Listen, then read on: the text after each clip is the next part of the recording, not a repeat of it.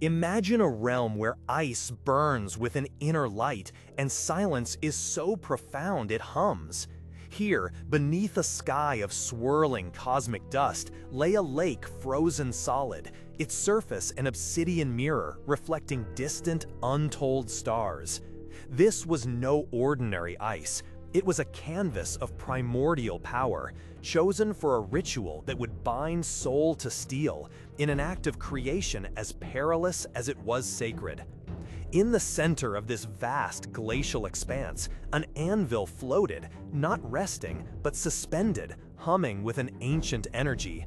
It wasn't forged of earthly metals, but seemed woven from solidified starlight and forgotten whispers, glowing with a soft, ethereal pulse. This was the improbable forge, chosen by the Lady of the Lake, Vivian, to bring into being the Trilance saber, Thalassa. Vivian stood poised at the edge of the frozen lake, her presence calm amidst the biting cold that seemed to penetrate the very essence of being. Beside her, the powerful sorcerer Arion stood ready, his eyes tracking the subtle shifts in the mystic currents of the air. Their task, should the ritual unleash its full, untamed fury, was to contain it.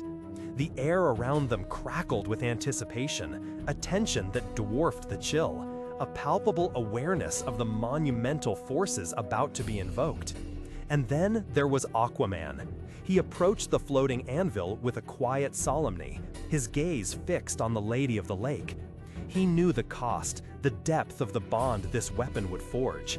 For Thalassa was not merely to be a tool, but an extension of his very soul, a piece of himself woven into its core.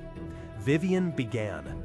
Her voice, usually as clear as a mountain spring, deepened, resonating, with a power that echoed across the frozen expanse. Ancient words, not spoken but sung on the winds, began to stir the quiescent energies of the realm. Glyphs of pure light shimmered into existence on the ice, tracing intricate patterns that pulsed with the rhythm of her chant. The anvil began to glow brighter, its light mirroring the faint auroras dancing above. From a satchel crafted from seaweed and starlight, Vivian produced a raw, unworked metal, shimmering with the iridescent hues of the deep ocean. It was an alloy of mythic origins, gathered from places known only to the oldest of spirits. With a deliberate, measured movement, she placed the metal onto the floating anvil. And then the moment arrived. Aquaman, with a stoic resolve, offered his wrist. A small, precise incision was made, and a single crimson droplet of his blood welled forth, catching the ethereal light. This was not a sacrifice of pain, but of connection, a willing offering of self. Vivian gently guided the droplet to the molten metal on the anvil. The instant the blood touched the metal, the dormant energies of the realm erupted. A searing hiss ripped through the profound silence, and a geyser of steam, charged with raw mystic power, shot skyward, momentarily obscuring the stars.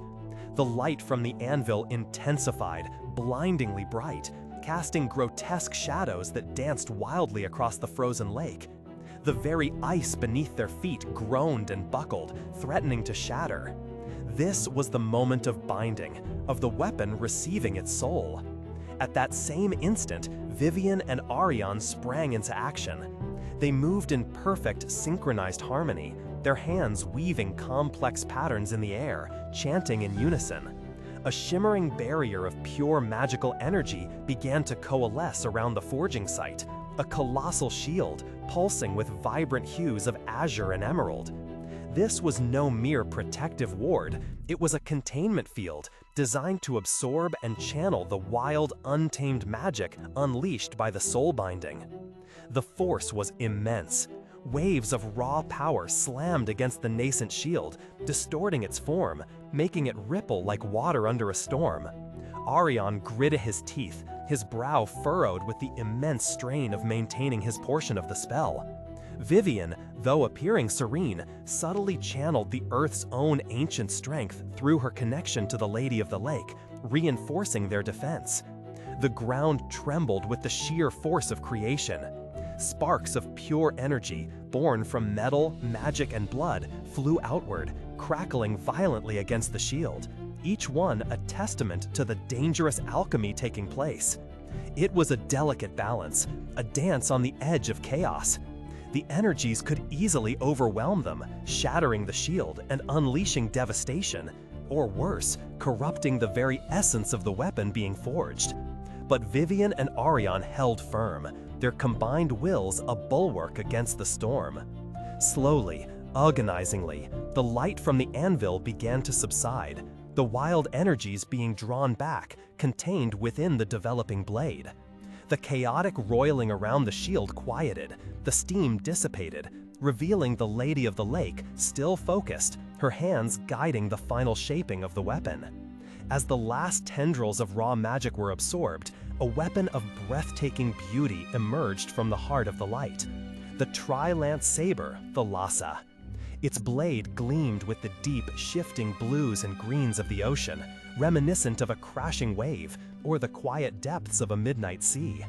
It pulsed with a faint, steady light, not from an external source, but from within, a testament to the essence of Aquaman's blood woven into its very being. The silence that followed was profound, deeper than before, saturated with the afterglow of immense power. Vivian and Arion lowered their hands, their exhaustion evident, but their eyes alight with the triumph of a task completed against incredible odds. The Lhasa was more than a weapon. It was a living artifact, eternally connected to Aquaman, its strength flowing from his, its purpose bound to his destiny. It reminds us that some of the greatest creations arise not from conventional means, but from profound, dangerous rituals, where the line between creator and creation blurs, and the very soul is offered as the ultimate ingredient. What are your thoughts on artifacts woven from such profound personal magic? Do you believe a weapon could truly become an extension of one's soul? Share your reflections in the comments below, or subscribe to join us on more journeys into the heart of myth and legend.